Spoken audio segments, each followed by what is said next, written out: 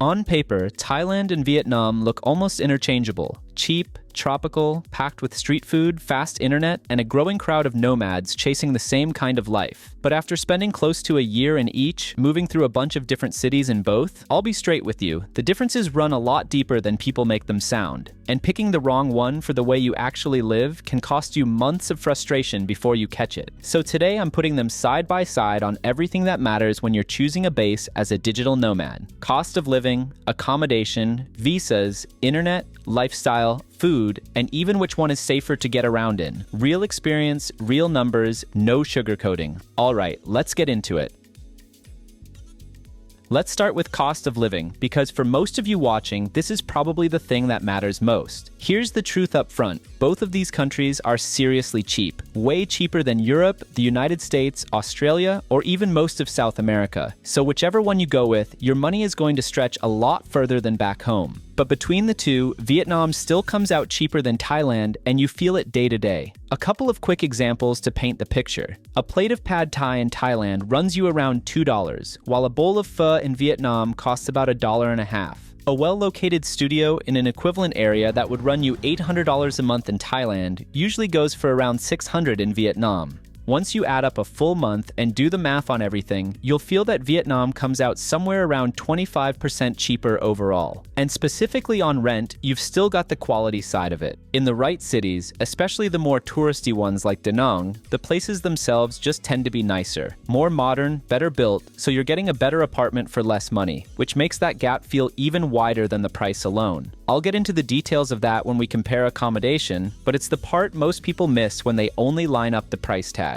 A few other categories worth touching on. Gyms are cheaper in Vietnam too. They tend to look a little older and more basic, but you're paying less, usually around $12 to $20 a month, against more like $20 to $30 for something similar in Thailand. Groceries are pretty similar in both, so there's not much of a gap there, and transport is close too. You can rent a motorbike for around $100 a month in Thailand and closer to $80 in Vietnam, and gas works out about the same either way. So it goes back and forth like that. Some things are pretty similar, some are clearly cheaper, and there's probably the odd thing here and there that even runs a little higher in Vietnam. But add up a full month across everything, and you'll feel that 25% difference. If you're traveling on the cheaper end and watching your budget, you can live in Thailand on roughly $1,000 a month, and match that same standard in Vietnam for somewhere around $750 to $800. And if you want the more comfortable version, the kind where you're not really counting what you spend, in Thailand you're looking at something like $1,500 to $1,800 a month. And in Vietnam, you can have that exact same lifestyle for closer to $1,100 to $1,300.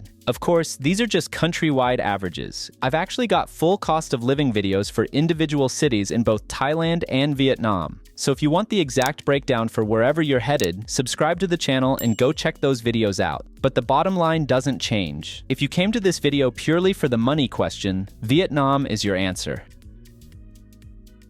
Next up is accommodation. In both countries, you'll find pretty much every type of place at every price point, from a full resort down to a simple little studio. But as a nomad, what you actually need is a place of your own with good, reliable internet, well located, already furnished with the basics so you can settle in and live properly from day one. In both countries, that kind of place is easy to find and easy to rent. You can book through sites if you want more security, which costs a little more of course, or you can negotiate directly. There are Facebook groups in both, and you can always just turn up somewhere you like and work out a deal straight with the owner. One thing worth knowing is that in Thailand, the price you agree on usually has everything bundled in, while in Vietnam, they'll often bill you for electricity and power separately, so don't be caught off guard when those land on top. I think the real difference between the two is the variety of styles you get. In Thailand, you can have everything I just described in completely different settings. You can find it in a simpler place out on an island like Koh Samui, leaning into nature with a sea view. You can find it right in the heart of a big city like Bangkok, in a sleek, modern apartment, or you can head somewhere smaller and more laid back like Chiang Mai and settle into a quieter, more local kind of spot. What I mean is, in Thailand, you get to choose the whole vibe of where you live, and you'll still have everything you need wherever you land. In Vietnam, you just don't get that same range. The places tend to follow the same standard wherever you are, at least in the bigger cities that have the structure to take in a foreigner, so it's more or less the same kind of apartment no matter which one you pick. The country's huge, so there are probably cities out there with a totally different style of living. But the thing is, they most likely won't have the infrastructure to actually receive a foreigner. And that's the difference with Thailand, where pretty much anywhere you go just works, since the whole country was basically built around hosting people from abroad.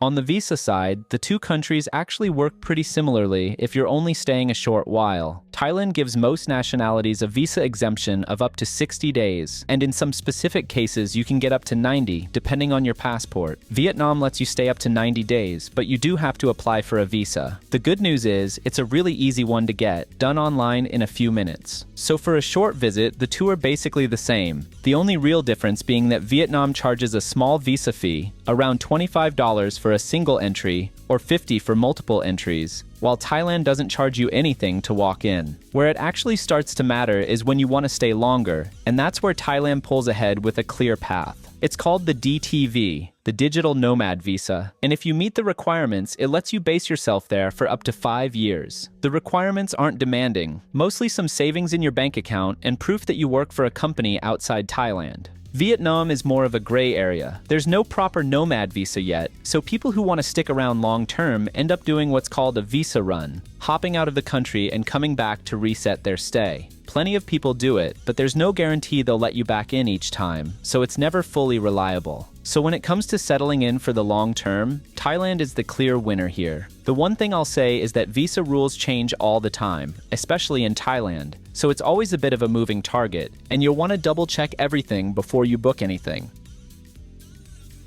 If you're working online, the first thing you need is a setup you can rely on, and both countries deliver. The Wi-Fi is good in either one, genuinely fast and stable in the cities, and most studios and hotels come with a desk and a chair, so you've got somewhere proper to sit down and work. If I had to split them, Vietnam tends to be a touch more reliable, mainly because so many people in Thailand end up on the islands or in smaller towns where the infrastructure isn't as consistent, while Vietnam's main cities are solid across the board. Where they differ is the mobile data. In Thailand, it costs a bit more but usually comes unlimited, while in Vietnam, it's much cheaper but capped at a daily limit. But that's not really a problem, since you're mostly using it for everyday things while you're out, and every now and then as a backup when the Wi-Fi gives you trouble. So even with that daily cap in Vietnam, it's more than enough to cover what you actually need. Also, both countries are packed with co-working spaces if you'd rather step out of the house now and then.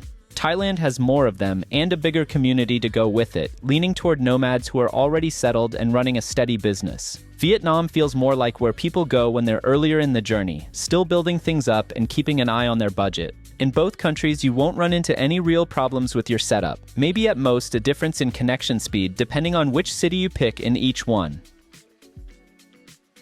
Something almost nobody weighs when comparing the two is the climate and the air. Both countries are tropical, hot and humid the whole year, and both have a monsoon season. When it rains hard almost every day, the streets flood and the coast gets hit by storms. In Thailand, that season lands across most of the country at once, roughly June through October. Vietnam is more spread out. The north, center, and south each get theirs at a different time of year. So there's basically always a dry region to run to. The air flips it though. Thailand only really struggles in two places, the haze in Bangkok and the burning season in Chiang Mai early in the year. Everywhere else has a pretty moderate level of pollution.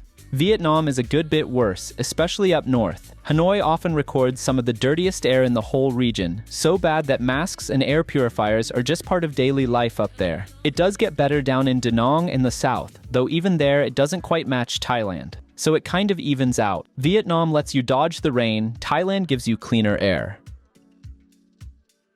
Let's move on to food. And this part is pure personal taste, so take it with a grain of salt.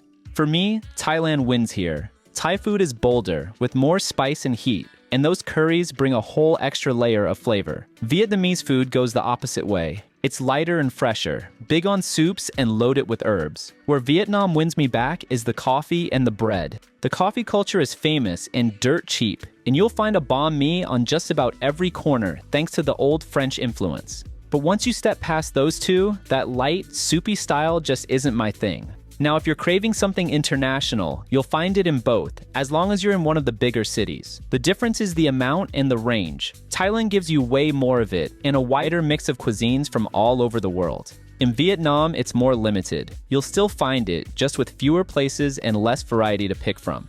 When you don't feel like going out at all, delivery has you covered in both. Grab works perfectly either way, so a full meal shows up at your door for next to nothing. If you'd rather cook your own food, the grocery scene is solid on both sides. Thailand has the big chains like Big C and Lotus, stocked with local and imported products. Vietnam has Lotte and Go, with a good spread too, though the imported stuff leans more toward the Korean market. On top of that, both places have 24-hour convenience stores on just about every corner for whatever you need at odd hours. So at the end of the day, both make it easy to eat well. For me, the point goes to Thailand, since I prefer the local food there and you also get more international options to choose from. But again, it's all down to personal taste. If you couldn't care less about Western food and you love the lighter Vietnamese style, you'll almost certainly land on the opposite conclusion. Now let's talk safety. I like to break it into 3 parts: theft, scams, and the danger on the roads. Start with theft. You're not getting robbed at gunpoint here. That kind of violent thing barely happens in either country. What you actually keep an eye out for is the small stuff. Someone taking something the moment you're not looking. It might be something you left on your motorbike, or your phone sitting on the sand while you go for a swim. It's rare in both, but it does happen, and a little more often in Vietnam. Then there's scams, and these seem more common in Vietnam as well. You run into it most coming out of the airports. Someone posing as a Grab driver, inventing a fee that doesn't exist. Thailand isn't free of it either. A common one there happens when you book a transfer or a long bus between cities, and along the way the driver pulls into a travel agency and pressures you into buying an overpriced tour you never wanted in the first place. So both have their scams. Vietnam, just a little more of them. And last is the danger on the roads. Neither country is a model of safe driving, and with barely any public transport around the cities, you'll almost certainly be on a motorbike, either driving yourself or riding on the back. At first glance, Vietnam looks like the more dangerous of the two by a mile. Lanes get ignored, bikes come at you against the flow, red lights are more of a suggestion, riders cut across the sidewalk, and pedestrians get no priority at all. It feels far more chaotic, like there have to be more accidents. But the numbers tell a different story, and it's Thailand that has more fatal ones. My guess is that all the chaos in Vietnam happens at a crawl, so the accidents just aren't as deadly, while in Thailand the traffic moves faster, so a crash is far more likely to turn fatal. That said, wherever you end up, I really recommend getting travel insurance, and the one I use is Safety Wing, since it's built for exactly this kind of life. It covers you across more than 180 countries, so you're protected whether you're in Thailand, Vietnam, or hopping between the two. It handles the medical side, like hospital stays and emergencies, along with lost luggage, travel delays, and even motorbike accidents. It starts at around $62 for 4 weeks, which is nothing for the peace of mind. I'll leave a link in the description, or you can scan the QR code on screen to check out their plans. Alright, let's shift over to lifestyle, because the day-to-day feel of these two places could not be more different. Thailand has a freer, younger energy to it, with all the beaches and islands, the nightlife, the bars, the street parties and festivals, plus a big fitness culture. Vietnam moves at a slower pace. It feels more traditional, a little more conservative in the sense of holding on to the old ways, and just calmer all around. The classic Vietnam moment is pulling up one of those tiny plastic stools outside a cafe, grabbing a banh mi, and watching the city roll past. None of this is black and white, of course. You can find your peace and quiet in Thailand if you pick the right spot, and you can find nightlife and buzz in Vietnam. It just comes in smaller doses. Where Vietnam really wins on lifestyle is authenticity. It feels more local, more like the real thing, while Thailand can come across as a bit more touristy and polished. That's not a bad thing for me. I actually like the polish, but plenty of people are chasing that raw, authentic feel, and Vietnam gives you more of it. Thailand pulls ahead on the beach side of things though. It simply has way more coastline and more beach towns to choose from. Places like Phuket, Krabi, and Koh Samui that are built around beach life, with the beach clubs and the water sports right there. Vietnam has its beautiful beach towns too, like Da Nang and Phu Quoc, but there are fewer of them and the infrastructure is still years behind. Part of it is cultural too. Vietnamese beauty leans toward pale skin, so a lot of locals keep out of the sun, which is why the beaches feel empty in the middle of the day and only come alive in the early morning and evening. So between the coastline and the culture, the beach is just a much bigger part of everyday life in Thailand than it is in Vietnam. So after all that, which one should you actually go for? The honest answer is that it depends on what you want. If your main goal is stretching your money as far as it can go, or you want that raw, authentic local feel, Vietnam is hard to beat. If you'd rather have the easier long-stay visa, more variety in where you live, the bigger community, better food, and a bit more peace of mind day to day, Thailand is your pick. But don't forget the timing side of it. A place you visit for a couple of weeks and a place you actually settle into long-term can pull you in completely different directions. So keep that in mind before you commit. For me personally, the right pick is Thailand. I genuinely love Vietnam, and I'd happily go back for months at a time. But when I add everything up, Thailand just fits the way I like to live. That's my take though, and yours might land somewhere else entirely, which is exactly the point. Alright, that's it for today. Hope this video helped you get a clearer idea of which country is the right fit for you. If you liked it, don't forget to hit that subscribe button. It helps the channel grow and keeps me motivated to bring you more quality travel guides. And whichever one you go with, make sure you're covered with Safety Wing before you land. The link is in the description. Thanks for watching, and I'll see you in the next one.